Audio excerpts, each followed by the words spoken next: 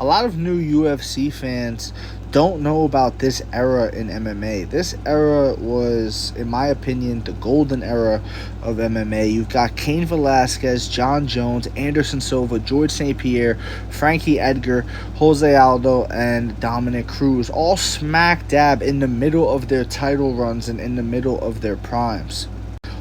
All of these guys are legends that you hear about today.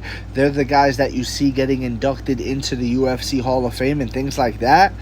But in their prime, guys. You know what I mean? If you missed it, you missed it. It is what it is.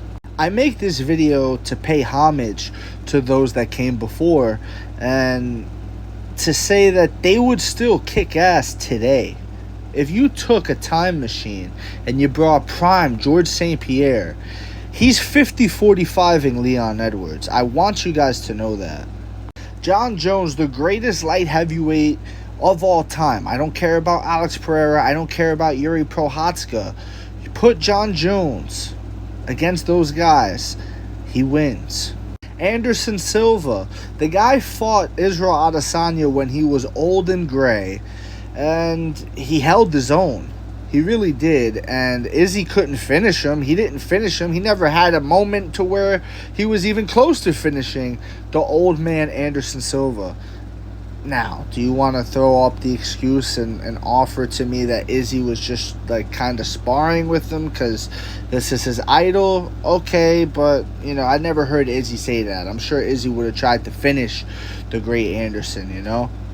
So imagine an Anderson Silva in his prime, smack dab in his prime, not after breaking his leg, not after losing a bunch of fights, in his prime, confidence at an all-time high. Like, bro, it's different, bro. It's just different. Frankie Edgar, who is, not for nothing. Frankie Edgar fought his career at lightweight for the most part. That's where he made his money. That's where he, got the title at least. That's where he made his legacy, right? I'm sure he had a bunch of fights where he made money in featherweight, but you get what I'm trying to say here. It's where he got his legacy and his name, and he's an undersized lightweight. Like, Khabib fights at lightweight, and he's much bigger than Frankie Edgar. He walks around at a much higher weight than Frankie Edgar. Frankie Edgar dethroned BJ Penn, who at the time, was very highly respected and thought to be pound for pound one of the best because he actually did transcend weight classes. BJ Penn fought light heavyweight Lyoto Machida. BJ Penn moved up to welterweight and became a champion there as well. Like, BJ Penn is really like that at one point in time.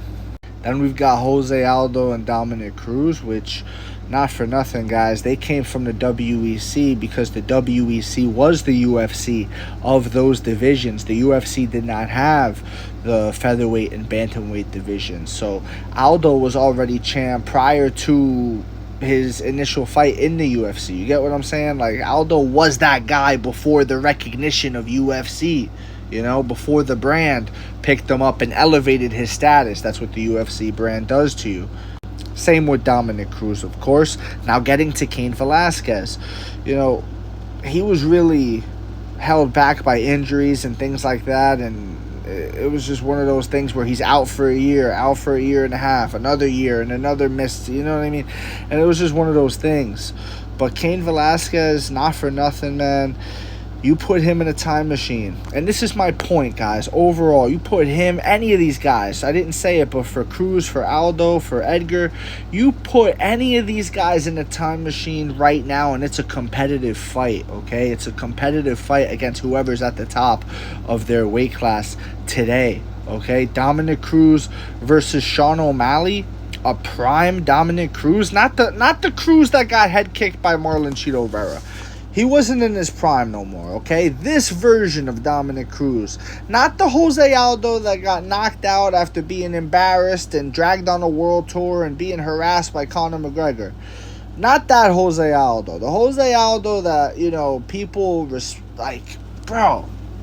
When Jose Aldo kneed Chad Mendes, ran into the Brazilian crowd and was floating in the Rio crowd. This is icon status moments, guys. All of these guys are legends up here. And they'd be kicking in the door, waving the 4-4 in any weight class in 2024. Okay? And you can't tell me different. And I see a lot of disrespect towards the past. I see a lot of people anointing the people of today as the GOAT. Like, for example, Kamaru Usman. There are a lot of people that say Kamaru Usman is the greatest welterweight of all time. But guys, George St. Pierre had 9 title defenses. Kamaru Usman only had 5. That's number 1. Number 2, George St. Pierre fought one guy twice, another guy twice, but then another contender and another contender and another contender. It wasn't 3 guys 5 times the way Kamaru Usman did it.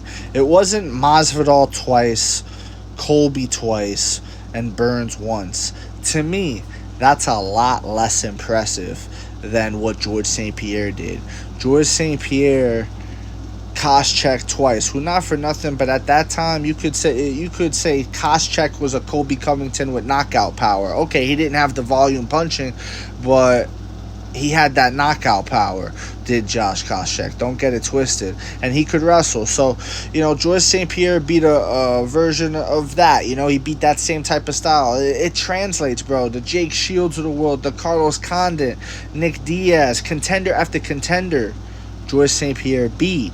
And including his predecessor, Matt Hughes, who is considered to be, at the time anyways, the GOAT welterweight. George beat him. George lost to him too, but he avenged his loss and beat him twice, finished him twice. Israel Adesanya, you can't say he's the greatest middleweight of all time, because look at how long Anderson held the belt for, look at what he was able to do, all these things. All of these guys have an argument to being the greatest in their division.